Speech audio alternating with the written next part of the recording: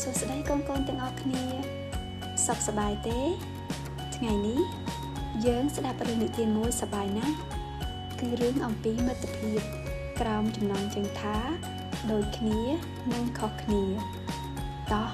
ស្ដាប់រឿងទៅជាមួយគ្នាព្រឹកមួយម៉ែចាបកំពុងរៀបចំអាហារឲ្យកូនចាបយកទៅសាលារៀនទៅរៀនឲ្យសប្បាយណាកូនលេងល្អស្ដាប់គ្រូហើយថែខ្លួនផងចាម៉ែកូនទៅរៀនហើយម៉ែស្រឡាញ់កូនម៉ែគ្រាន់តែព្រួយបារម្ភព្រោះកូននឹងជួបមិត្តថ្មីនៅផ្ទះមួយទៀតឪពោះក៏កំពុងរៀបចំអាហារឲ្យកូនពោះដែរថ្ងៃនេះទៅរៀនណាកូនរៀនល្អហើយថែខ្លួនបាទពុកខ្ញុំចូលចិត្តទៅសាលាឪពុកម្ដាយទាំងពីរស្រឡាញ់កូនដូចគ្នាគ្រាន់តែព្រួយបារម្ភប៉ុណ្ណោះមកដល់សាលារៀនកូនចាបនិងកូនពោះបានជួបគ្នាកូនចាបញញឹមសួស្ដីតោះលេងជាមួយគ្នាកូនពោះសប្បាយចិត្តយ៉ាងខ្លាំងយេខ្ញុំចូលចិត្តលេងជាមួយកូនចាបពួកគេលេងរត់ញញឹមសើចសប្បាយណាស់នៅសាលារៀនកូនចាបនិងកូនពោះបានជួបគ្នាបានលេងសប្បាយជាមួយគ្នាហើយពួកគេក៏បាននិយាយគ្នាលេងជាច្រើនម៉ែឯងនិយាយថាឪរបស់ឯងក៏និយាយដូចគ្នាមែនទេឪម៉ែរបស់ពួកយើងគិតខុសហើយតោះធ្វើឲ្យពួកគាត់ឃើញថាយើងមានចំណុចដូចគ្នាច្រើនជាងខុសគ្នាភ្លាមនោះកូនចាបយកក្រដាសមួយសន្លឹកហើយគូសរង្វង់ពីររង្វង់ពណ៌លឿងសម្រាប់ចាបរង្វង់ពណ៌ខៀវសម្រាប់ពោះចំណែកកណ្ដាលពណ៌បៃតងសម្រាប់អ្វីដែលយើងដូចគ្នាឯងយល់យ៉ាងម៉េចដែរកូនពោះកូនចាបតបទៅកូនពោះវិញថាគំនិតល្អតោះយើងនាងបានទាញក្រដាសមួយសន្លឹកចេញមកហើយគូសរង្វង់ពីរកូនចាបបន្តថានៅក្នុងរង្វង់ខាងឆ្វេងពណ៌លឿងយើងសរសេរអ្វីដែលទាក់ទងនឹងសត្វចាបនៅក្នុងរង្វង់ខាងស្ដាំពណ៌ខៀវយើងសរសេរអ្វីដែលទាក់ទងនឹងសត្វពស់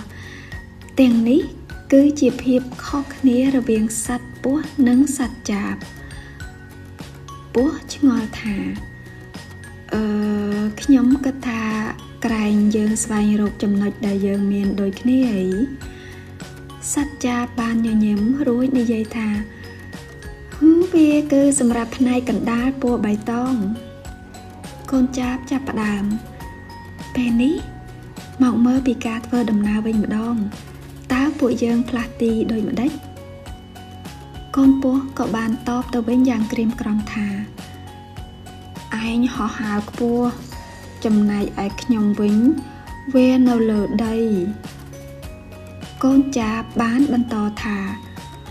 និយាយទៅខ្ញុំអាចហោះបានដូចជាយន្តហោះចំណែកឯងវិញវាដូចជារថភ្លើងកូនពោះដកដង្ហើមធំ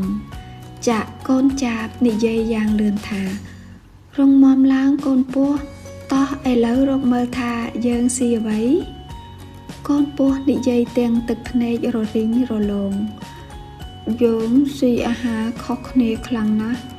តែខ្ញុំមិនបរិភោគពងចាបនោះទេកូនចាបបាននិយាយយ៉ាងទន់ភ្លន់ថាខ្ញុំដឹងប៉ុន្តែពេលនេះ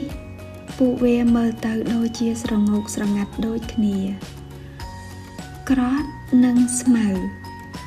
កូនចាបបាននិយាយស្របពេលនាងបានគូនៅក្នុងចំណិតរង្វង់ពណ៌លឿងកង្កែបនិងកណ្ដុរកូនចាបបានគូសក្នុងចំណិតរង្វង់ពណ៌ខៀវរូបកង្កែបនិងកណ្ដុរ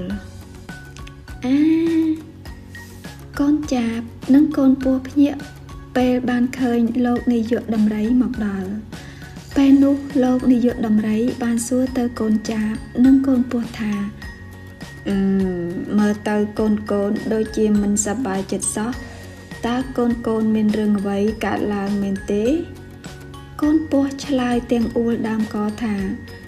ឪខ្ញុំនិងម៉ែចាបនិយាយថា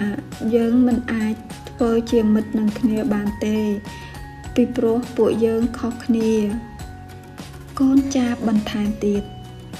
ពួកខ្ញុំចង់បង្ហាញប្រាប់ឪពុកម្ដាយរបស់ពួកយើងថាពួកយើងមានចំណុចដូចគ្នាច្រើនជាងចំណុចខុសគ្នាហើយពួកយើងអាចធ្វើជាមិត្តភក្តិល្អនឹងគ្នាកូនចាបបន្តប៉ុន្តែវាដូចជាមិនបានផលសោះលោកនាយកដំរីបានទាញមើលក្រដាស់ដែលកូនចាបបានគូមួយសន្ទុះក៏សើចកូនចាបនិងកូនពោះបានសម្លឹងមើលលោកនាយកតើមានអ្វីគួរឲ្យអស់សំណើចមែនទេទីបំផុតលោកនាយកក៏ជូតទឹកភ្នែកហើយនិយាយថាកូនមើលមិនឃើញទេអីកូនធ្វើបែបនេះមិនត្រូវទេចាំខ្ញុំជួយពួកឯងលោកនាយកដំរីបាននិយាយថាមើលកូនពោះឯងចូលចិត្តធ្វើអ្វីបំផុតកូនពោះឆ្លើយវិញថាចូលចិត្តលេងកម្សាន្តនិងជជែកគ្នាជាពិសេសជាមួយកូនចាបលោកនាយកដំរីក៏បែរទៅសួរកូនចាបវិញថាចុះឯងវិញកូនចាបបានឆ្លើយតបមកវិញថាខ្ញុំក៏ចូលចិត្តនិយាយនិងលេងដែរជាពិសេសជាមួយកូនពោះល្អអញ្ចឹងកូនទាំងពីរចូលចិត្តរបស់ដូចគ្នានិយាយចប់លោកនាយកដំរីក៏គូររូបនៅផ្នែកពណ៌បៃតងលោកនាយកសួរបន្តថាសំណួរបន្តតើអ្វីដែលនាំឲ្យកូនទាំងពីរសប្បាយចិត្ត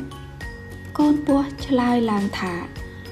នៅពេលដែលអ្នកគ្រូឲ្យខ្ញុំអង្គុយនៅជិតកូនចាបហើយវាក៏សើចស្របពេលជាមួយកូនចាបក៏ឆ្លើយទាំងទះដៃថាដូចគ្នាលោកនាយកដំរីក៏ស្រែកឡើងថាអាយ៉ាកូនទាំងពីរពិតជាមានចំណុចសប្បាយចិត្តដូចគ្នាពណ៌បៃតងលោកនាយកដំរីសួរបន្តថាឥឡូវតើអ្វីដែលធ្វើឲ្យកូនទាំងពីរមិនសប្បាយចិត្តកូនពោះក៏ឆ្លើយទាំងមិនសប្បាយចិត្តថានៅពេលដែលឪរបស់ខ្ញុំមិនឲ្យខ្ញុំលេងជាមួយចាបហើយកូនចាបក៏ឆ្លើយទាំងទឹកមុខមិនសាយដែរថាគឺនៅពេលម៉ែប្រាប់មិនឲ្យខ្ញុំលេងជាមួយពោះលោកនាយកជ្រួញចិញ្ចើមហើយនិយាយថាមើលចោះកូនទាំងពីរមិនសប្បាយចិត្តនៅរឿងដូចគ្នាមកពីឪពុកម្ដាយរបស់កូនហាមមិនឲ្យកូនលេងជាមួយគ្នាពណ៌បៃតងឥឡូវនេះតើកូនគិតថាមិត្តបែបណាដែលជាមិត្តល្អកូនពោះចាប់ផ្ដើមភ្លាមមិត្តល្អជាមិត្តដែលស្រឡាញ់យើងហើយកូនចាបនិយាយបញ្ចប់ថាមិត្តល្អគឺជាមិត្តដែលស្រឡាញ់និងចេះជួយគ្នាក្នុងគ្រាមានលំបាកលោកនាយកនិយាយបន្តថាដូច្នេះកូនយល់ស្របថាមិត្តពិតប្រាកដគឺស្រឡាញ់យើងទោះមានបញ្ហាអ្វីក៏ដោយអញ្ចឹងយើងទទួលបានភាពដូចគ្នាចំនួន4និងភាពខុសគ្នាតែ3ប៉ុណ្ណោះភាពដូចគ្នាជាអ្នកឈ្នះជ័យយោកូនចាបនិងកូនពោះស្រែកហូហើយនាំគ្នានិយាយថាអរគុណលោកនាយកនិយាយដោយមើលមាត់ថាមិនអីទេហើយរឿងចុងក្រោយគឺទៅប្រាប់ឪពុកម្ដាយកូនឲ្យមកជួបលោកនាយកនៅព្រឹកស្អែក